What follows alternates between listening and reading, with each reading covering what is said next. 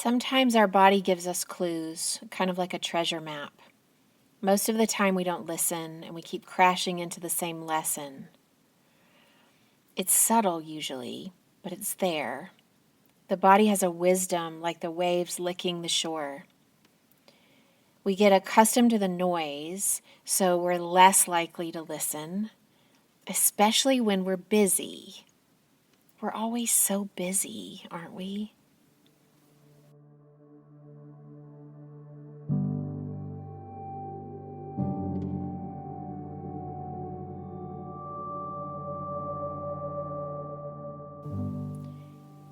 Intuition, I think, is underrated and underused by all of us.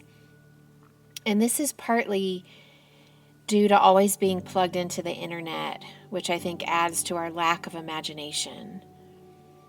And mostly, we're not listening to the whispers before they become screams.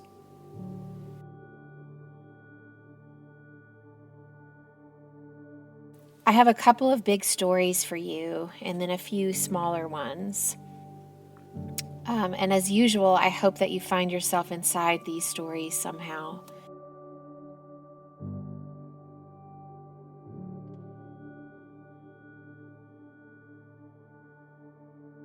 There are certain places that we all have, that we all find, that restore our health and tack us back to the earth. And for me, these places often come in the form of natural hot water. And I found some hot spring caves close to Denver, and there are these soaking tubs underneath the ground in these really dark and special caves. And that has become a refuge for me over the years because I can get there quickly. It's not very far from Denver. It's in Idaho Springs. And I go there often to enjoy time with one or two inner circle girlfriends. And the caves are open both early and late. And so you can do it in just a day, just a few hours really. And just entering the parking lot to these soaking caves makes my bones relax. Something about the combination of being naked, underground, and in hot water with only women that stitches me back together. About 10 years ago, I went to the caves with my dear friend Erica. And when we got there and we got into the caves and started soaking, we were sort of tangled up in each other's recent news, kind of sharing all the details, because our time together is like a rare orchid. We don't get to see each other very much, and so we were catching up. And some days the caves feel hotter than other days, and this day in particular they were extra warm and balmy. And she was in the middle of a story, and I didn't want to miss the next part.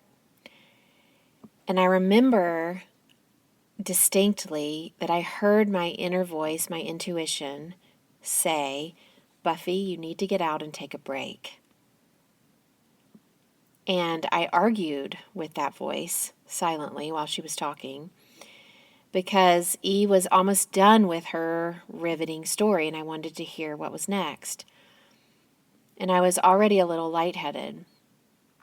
Well, she finally finished, and I told her I needed a break, and she admitted that she needed one too. And I knew I had stayed a little too long in the heat, because you kind of go back and forth when you're soaking in these caves. You soak a while, and then you go sit in the lobby a while and kind of go back and forth. And so we went out to the interim lobby, which is right outside the caves, which is for only women. And we were naked with only like a little tiny hand towel to sit on these wooden benches right outside the caves. And there were other naked women peppered along the benches. And when we sat down right next to each other, we started to take some deeper breaths. And I leaned back on the wooden bench, and I remember she leaned forward and cupped her head in her hands. And we said nothing, and I closed my eyes. The next sound I heard was a loud crack or slap. I'm not certain which one. And I opened my eyes, and E was face down on the tile with her head turned to one side, and her eyes were open but not responsive. Blood was on the floor, and I was sure in that moment that she was dead.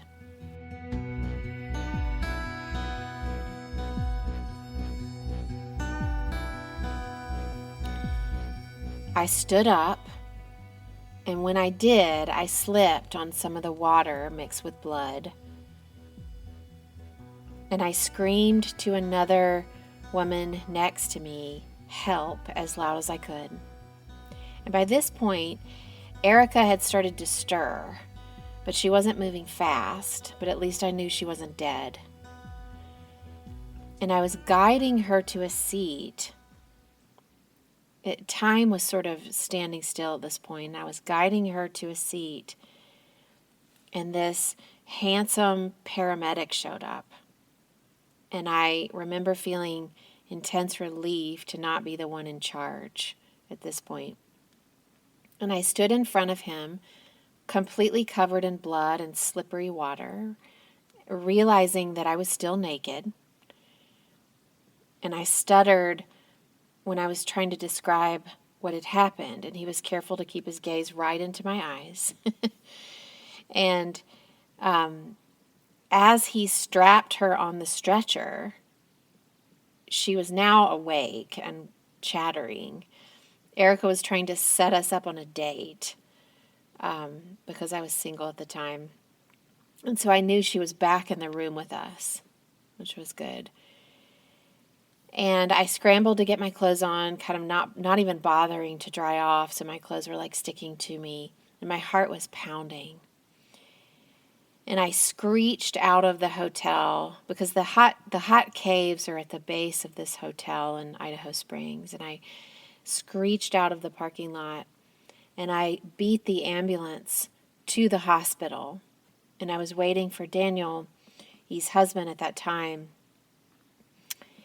And I was so relieved when he arrived and began to guide the conversation with the emergency people because my legs were no longer feeling connected to the floor. And there was lights and shuffling and people in scrubs draped around the table. And we learned that she had broken her jaw clean in half. And she was making jokes, and her words were sort of sliding around the room on top of this muffled shock. And I remember the lights and the words and the people were all moving around and kind of swirled together. I was still really lightheaded, and she found my gaze, and she insisted that I go get a candy bar from the hospital vending machine. My sweet friend was trying to take care of me in the midst of all of this.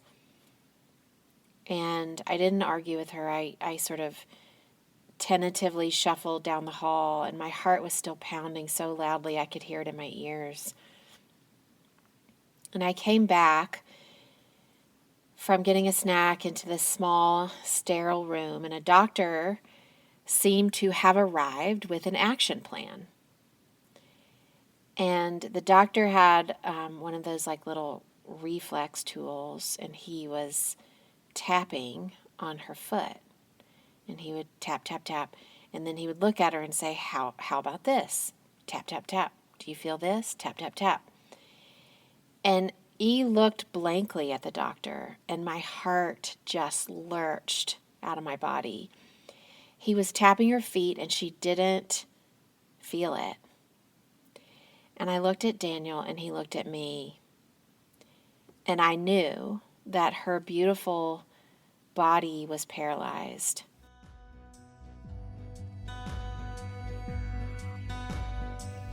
And I thought to myself, oh my gosh, she's still making jokes, and she's laughing about me needing a Snickers and needing a snack, but she doesn't know yet.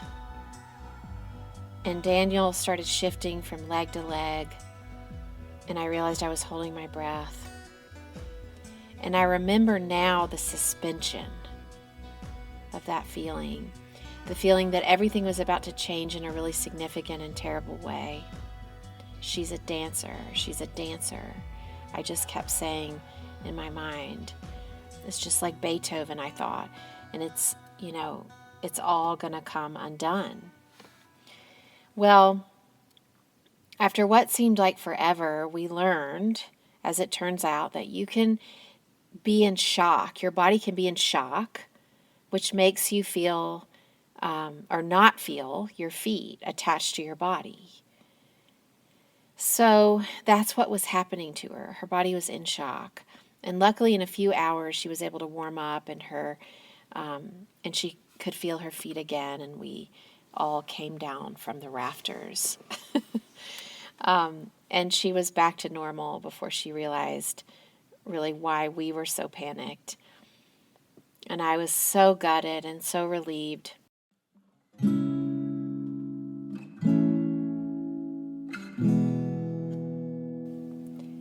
I think we were both different after that day.